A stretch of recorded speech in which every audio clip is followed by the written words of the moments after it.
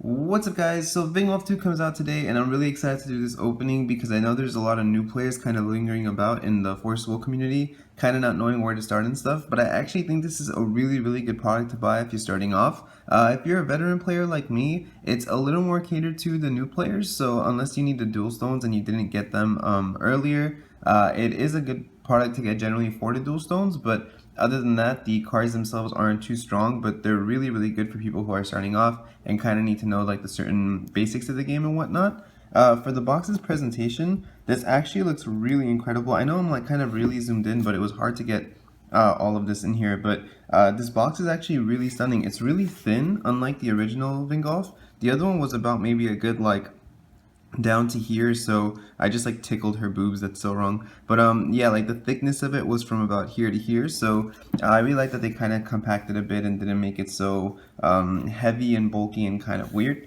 I'm gonna crack it open. In terms of the cards, I don't think I'm gonna be spending too much time going over them. I'll probably go over just a certain couple ones that I think I like a lot, or ones that I might be making deck profiles with these, but it is like spoiler season, so it's going to be hard. This cover looks really nice. It's going to be really hard to kind of squeeze in some deck profiles because September is actually really close, and it's going to be kind of hard to focus on the Vingolf rulers when we have so much to cover in terms of the new changes that are happening in the game, because there is a ton, which I think I'm going to do a separate video about, but I'll probably kind of talk about it here too. The cards, it's packed a lot better. Originally, for anyone that hasn't seen my other Vingolf opening, it was literally just like 2 stacks of cards here, and then all of this would like fall over, and all of this is just like all over the place, so it's just super awkward looking. But this one seems to be packed a lot better. I'll probably just try to make some room by taking out the rulers. These, I mean, it's for anyone who hasn't actually played Valkyrie Chronicles, the game is actually really fun. It's kind of like PlayStation, or actually, I guess I should say Sony, but Sony's answer to like Fire Emblem for anyone who's a huge Fire Emblem fan. I'm like the biggest Fire Emblem fan, so it was really cool to me to play Valkyrie Chronicles. The game was really fun. I only played, I believe, the third one it was though. I don't remember exactly which one it was, but it was definitely fun. They remastered it recently for anyone who might want to play it on the PS4 or Vita. It also comes with this little pack. It literally says bonus cards in like really like not that great font. This stone is actually really hideous too. I hate that water stone. I've like literally always hated that water stone. It's like a water stone of magic, but I mean magic stone of light. But I'll get to this at the end because it's a bonus pack, so you know we gotta go bonus. So these the foiling some people have been complaining about, but I actually kind of really like it. It kind of adds to the anime feel of like, I don't know how to like say it, like the shading on it seems darker, but I actually really like it. So I'll go on with the green one first. And like I said, these cards generally, like I haven't even actually, I don't think I've read all of them yet because they're just very prone to beginners. But we have, it's going to be a little hard to see, but it's when this card attacks, recover all magic stones you control, so kind of like a ramp ruler. Like I said, I might want to mess around with these just because like it's kind of cool to do something in between now and September because there is so much changing. It's also kind of the end of the season. There isn't, excuse me, a lot of AGPs going on and whatnot, so kind of just messing around and trying to have fun doesn't seem like a bad idea. But I might want to make one of these rulers because like I like the art on them and it's pretty cool. The judgment cost is 5. That's the only thing that's a turnoff on this card because Arla is 4 and recovers all your stones and gives you a magic stone, so he's a little better in terms of stats as well. But she does have flying, which is pretty cool, so I might still mess around with it. Then there's like a lot of just basic cards, cards from the anime. This season's art looks a lot better. Some of the cards when we first saw them spoiled looked really bad because they tried to focus heavily on like the actual art from the game, and it kind of made it look really kind of clumsy. But one of the other changes you'll notice is that now cards say when you like when something happens, like when this card enters the field, when you play a card, blah blah blah, and then there's like this little arrow. Hope you guys can see it. Let me try to like fix this. There you go. So that little arrow, that arrow just means like this is what happens when you do this. So it's not, it doesn't really have to do with anything else other than like this is what happens when A happens, B happens. So it's just kind of meant for that aspect. And then I hate this card. Like, one of my coworkers sent me this and just said like, "This is you," because I get really, really excited and start like fangirling over For Soul stuff all the time at work because I work at Core, so it's like we always get like new stuff in, or like we'll get like the Perseo Ultra Pro boxes, and like this will literally be me. I'm just like running around super excited with this exact like reaction. Like I think I even changed into those clothes like just randomly, but this card just like makes me feel so teased every time I look at it. And then this is like the new kind of Gretel card. This was kind of cool too. It's when this card enters your field, put the top card of your Magic Stone deck into your Magic Stone area if you control less Magic Stones than your opponent. So it is really an interesting card. This could actually potentially see a lot of play. The stats are really nice on it too. 5/5 isn't bad for a 2-drop. Gretel was a 2/2 out of 2-drop, so this actually seems really interesting. And then one of the other cards was this one. It's the first 2 mana floater that we have. So she costs 3 and she doesn't have quick cast like Feetsing did, but you can technically like tap and produce 2 green, which is pretty crazy. We haven't had a card like that. I don't particularly think it's good because of the stats, but I definitely think it's like one of the better cards in the set. And then this card I think is actually really, really good. It's just destroy target additional Regalia, but like 1 green. Green didn't have any addition hate from what I remember. I don't think they had any cards that could destroy additions or Regalias, because that was both Hera was blue and Maribel was like void, but you know, to just be able to destroy something like this will destroy Excalibur X2, which let's say Hera can't, and it's just like a really good card. I think this card is like, it could actually potentially see a bunch of play. And then towards the end we have the Regalia, which once again for anyone that's confused, Regalia won't exist anymore past Lapse Cluster. So starting in September we won't see any more Regalia, so this is like the last Regalias we'll see. And then of course the black green, they used the same art. Blue green, I was actually hoping they would use like the alternative art and make them common, and then maybe people would want to like seek out the non-common version. That'd be kind of cool. But this is okay too, because like I said, I believe this is $2 and this is $2, and there's 20 stones in here in total, and some of them are $1, but some of them are like $3. So if you do the math, if you're a new player, getting 20 of these in this box literally pays for the box. So you're getting everything else for free, and then you need this forever. Like, for all of Lapis Cluster with dual stones, you're gonna need these stones. So it's really, really important to, like, if you need somewhere to start, this is definitely a great place to start, because all these dual stones pay for the box anyway. And then some basic wind stones. These actually look really nice. I kind of like this. The forest kind of. I just got a tattoo of that actually. So it's like, now maybe I can like have a wind magic stone. I'll just like get that added in there. So it's like, I'll just put like a wind magic stone right there, and then it'll be the same thing. So yeah, I guess I'm gonna start playing this stone now every time I play wind, just because it just reminded me of that. So yay. Moving on to the light one. The light one was, I think, the one that we saw first, the one that was like super disappointing, just because the art was like really weird. And it didn't, like, this also confused me because like she was, her J ruler side is the baker, and then her ruler side is like the warrior. But I was like, shouldn't she have like been the baker from the home city and then like turned into the warrior she became? I think that would have made more sense. But see, like some of the art, like this card's art is like terrible. Like it's like literally like pixelated because that's how it looked in the game. But some of these other cards are really, really nice. The flat jacket also didn't look that great, but generally this card's actually like better in person than they did online. I for some reason feel like these don't look so terrible anymore compared to when I last saw them. And then once again the dual stones, so light green, red green. I think this is the one that's like $3. This one's like $4. Like the common of this is like $4 or something. So definitely this is like just a good set to get. And then those ugly water stones I was talking about, these are just the ugliest things I've ever seen. And then when I say water I meant light, but yeah, and then some more copies of the same cards. You get like, I believe 2 of everything for every color, and then some more for the stones. That's weird. I feel like the other one wasn't like that. Didn't I only get like 2 stones in this one? Let me see.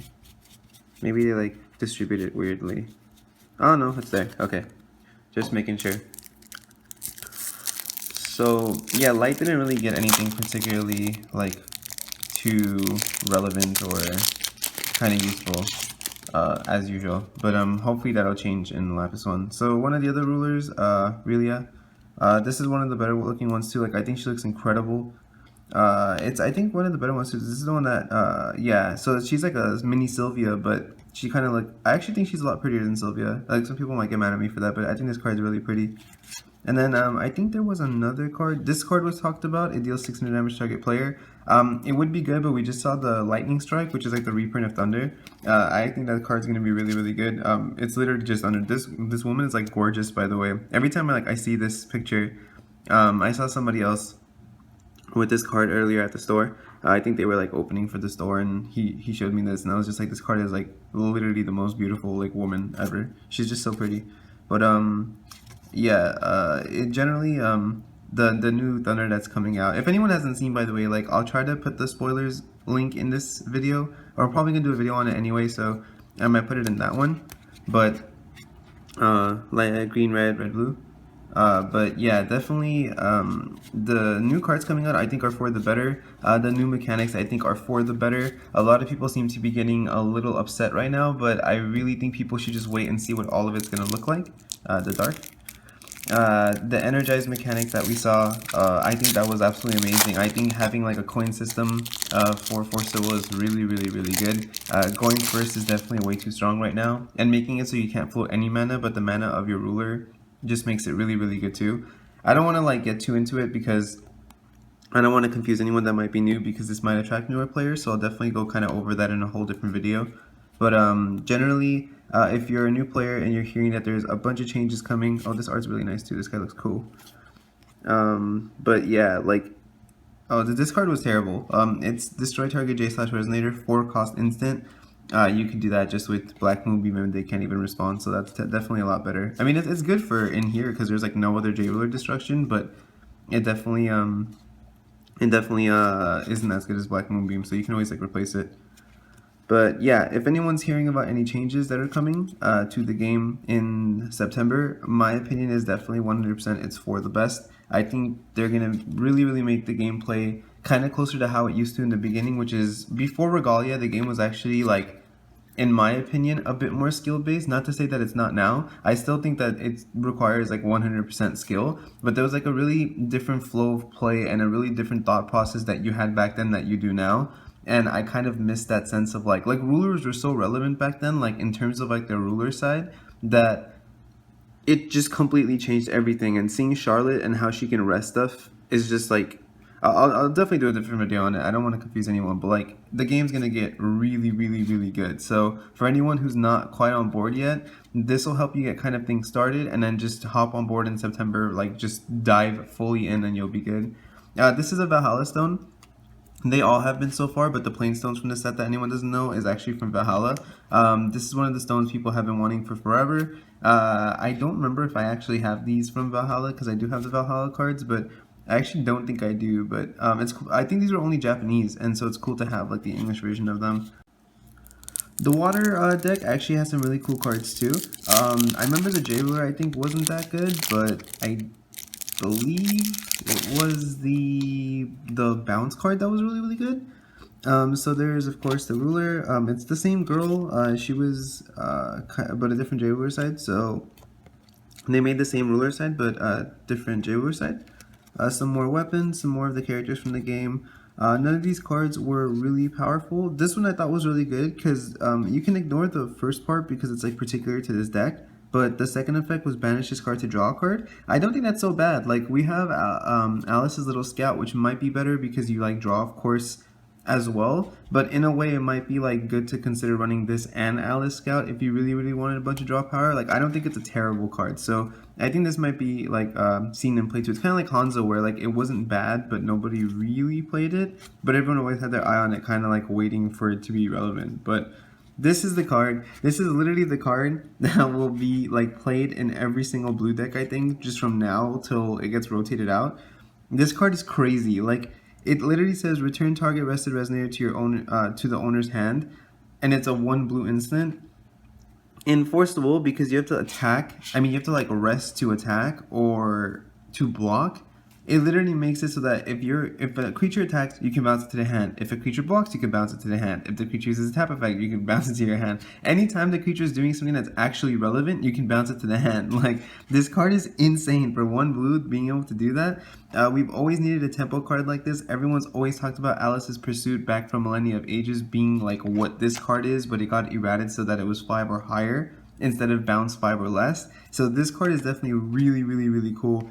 And I'm glad that we got something like this because I can't wait to kind of experiment with like a whole bounce because like we already have a lot of those in blue, so I kind of want to make like a bounce deck where you could just like infinitely do that and keep your opponent from being able to do anything. It seems like a really cool concept. And then the other dual stones that we were missing, and some of these cool water stones. I actually really like this one. It looks like those like vase things that you do, like where people like make vases out of like clay. I forgot what it was called, it's like ceramics or something. But that's really cool. It looks kind of like the start of that, but like with water bending. I love water bending, but yeah. So this is just more of the same cards and the extra. So for the moment of truth, the bonus pack, the most important part. I'm really hoping for a blue, the sniping card, the bounce card that I just showed you guys. That would be really, really cool to do, to pull. I mean, that would just be like really exciting. They have 10 cards in here now instead of, I believe it used to be 5. So, okay. So, yeah, so the bonus pack is just foil versions of the same cards in the set so that you can actually have foils of it. For people like me who really, really, really care about that, it's really cool to have the opportunity to have these cards foil. Oh, they actually look really nice too. I didn't think they were going to have so much detail, but they look really nice. They're like first printy. Power of Unity, one of the Regalias, Maximilian, the light girl. Also, the art doesn't seem to be different on these like it did in Vingolf 1, but it definitely still is really cool to have them foil. Susie and Carissa. So that's pretty cool.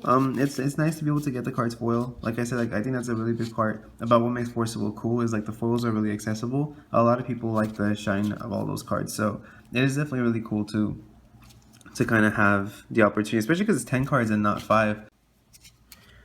So thanks for watching, guys. I hope it didn't drag on too long. I don't like doing really long box openings because I feel like it just gets kind of bland to kind of look at all the cards and hear someone talk about why they're good or why they're not good. I kind of like doing like these kind of small discussions instead, where I kind of just go over, you know, what's going on with the game and why the product could be good, or you know, what it helps or who it caters to. So I really definitely hope you guys liked the video. If you guys want to hear a bunch of spoiler talk, because I know I'm going to be definitely doing a lot of that, make sure to subscribe to the channel because I am going to be doing just like infinite spoiler stuff. I'm so excited for the new stuff that I think I'm just going to be like focusing really, really heavily on making sure everyone understands what these changes mean and what kind of the direction the game is going in.